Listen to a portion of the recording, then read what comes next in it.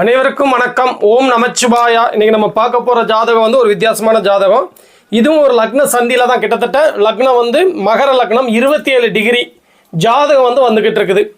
லக்னத்திலே சந்திரன், 2ஆம் இடத்துல ராகு, 3ஆம் இடத்துல செவ்வாய், 5ஆம் இடத்துல குரு, 8ஆம் இடத்துல கேது, 10ஆம் இடத்துல சுக்கிரன் ஆட்சி, 11ஆம் இடத்துல சூரியன், 12ஆம் இடத்துல வந்து சனி புதன். இதுதான் ஜாதக அமைப்பு. இந்த ஜாதகத்தில் பார்த்தீங்கன்னா லக்னத்தில் வந்து ஓரளவு ஒளிபுரந்திய வளர்புரை சுக்லபட்சம் சதுர்த்தி திதியில் உள்ள சந்திரன் இருக்கிறாரு. லக்னாதிபதி வந்து சனி 12ஆம் இடத்துல மறைஞ்சு குருவோட வீட்டில் இருக்கிறது நல்ல அமைப்பு தான். லக்னாதிபதி நல்லா தான் இருக்காரு. அதே நேரத்தில் நடப்பு தசாபுத்தி ராகு தசை நடக்குதுங்க. ராகு 2ஆம் இடத்துல சனியுடைய பார்வையில் பாவத்துவமாக உள்ள இந்த ராகு தசை பெரிய நல்ல பலன்களை வந்து செய்யாது. ராகு தசை நல்லா இல்லை அப்படிங்கிறதா உண்மை. ஆனால் அடுத்து வர்ற குரு தசை உண்மையிலேயே நல்லா இருக்கும். 5ஆம் இடத்துல உள்ள குரு வந்து இந்த லக்னத்துக்கு அவர் வந்து 12 3ஆம் அதிபதியாக இருந்தால் கூட 5ஆம் இடத்துல ஒரு இயற்கை சுபருங்கிற முறையில் வீடு கொடுத்த சுக்கிரன் ஆட்சிங்கிற வலுவில் வந்து இந்த குரு தசை வேற எந்த விதத்திலையும் நெகட்டிவான பிளானட்டுகள் தொடர்பில்லாமல் இருக்கிறதுனால கண்டிப்பாக குரு திசையில் வந்து நல்ல பலன்கள் கிடைக்கும் அப்படிங்கிறத என்னுடைய ப்ரெடிக்ஷன். ஆனால் நான் சொன்னது இந்த ராகு திசையில் நீங்கள் நல்லா இல்லைங்க, 2ஆம் இடமான குடும்பஸ்தானத்தில் பாவத்துவமாக உட்காந்துருக்கிற இந்த ராகு வந்து குடும்ப வாழ்க்கையை வந்து நல்லா இருக்க விடாதுங்க நான் சொன்னேன். அவங்க வந்து உங்களை நாங்கள் ஏற்கனவே ஃபாலோ பண்ணுற நபர் தாங்க, எனக்கு என் கணவர் வந்து இறந்துட்டாரு, ராகு திசையில் சூரிய புத்தியில் கணவர் வந்து இறந்துட்டாரு, உங்களை நான் ஃபாலோ பண்ணிகிட்ருக்கேன், உங்கள் வீடியோலாம் வந்து அதுதான் சரி உங்கள்கிட்ட வந்து நான் குரு திசை எப்படி இருக்கலாம்னு கேட்குறதுக்கு தாங்க அடித்தேன் அப்படின்னு சொன்னார். பார்த்தீங்கன்னா எல்லாரோட ஜோதிடர்கள் ஒன்றும் கடவுள் கிடையாது.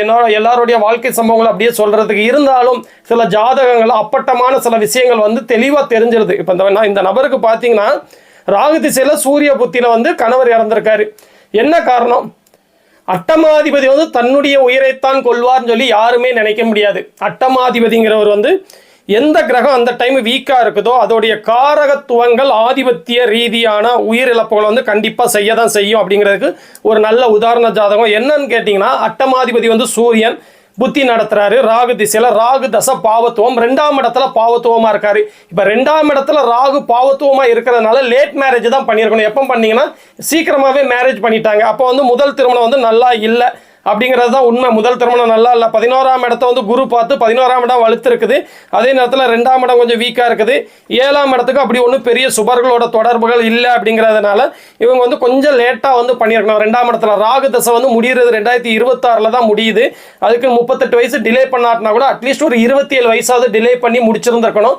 இதே இதில் இன்னொரு முக்கியமான விஷயம், இவங்களுக்கு ராகு தசை நடந்து சூரிய புத்தி அட்டமாதிபதி புத்தியில் உயிரிழப்பு ஏற்பட்டிருக்கு.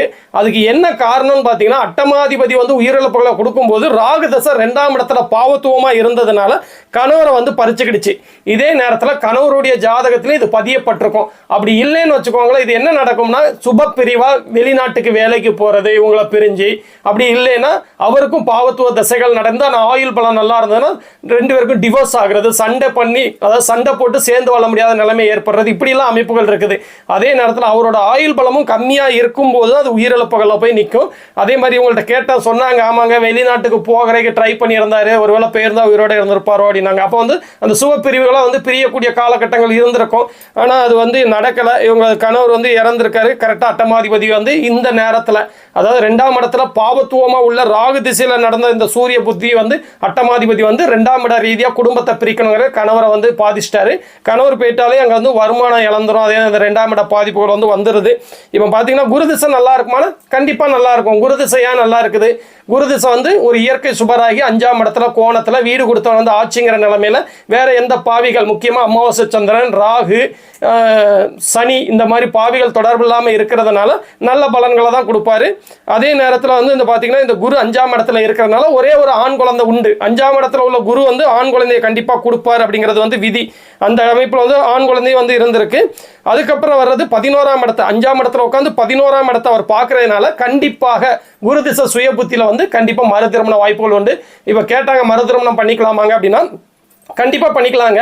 கலத்திர காரகன் தாம்பத்திய சுகத்தை கொடுக்கக்கூடிய சுக்கிரன் பாதிக்கப்படாமல் இருக்கிறதுனாலையும் 11ஆம் அதிபதி தொடர்பு 11ஆம் இடத்தை தொடர்பு கொண்ட இந்த குருவோட தசை வர்றதுனால 2024 முடிச்சுக்கோங்க. ராகு திசையில் வந்து வேண்டாங்க. ராகு திசை 2026 முடிய போது அது முடிஞ்சதுக்கப்புறம் குரு திசை சுயபுத்தி ஆரம்பிக்கும் போது கண்டிப்பாக 3ஆம் அதிபதி ஆகி 11ஆம் வீட்டோட தொடர்பில் இருக்கிற இந்த குரு திசையில் வந்து கண்டிப்பாக கல்யாணம் முடியும், வாழ்க்கையே நல்லா இருக்குங்க அப்படின்னு சொன்னேன். இதே மாதிரி இன்னொரு நாள் ஒரு நல்ல ஜாதகத்தோடு வந்து நான் உங்களை மீட் பண்ணுறேங்க. ஓம் நமச்சிவாயா.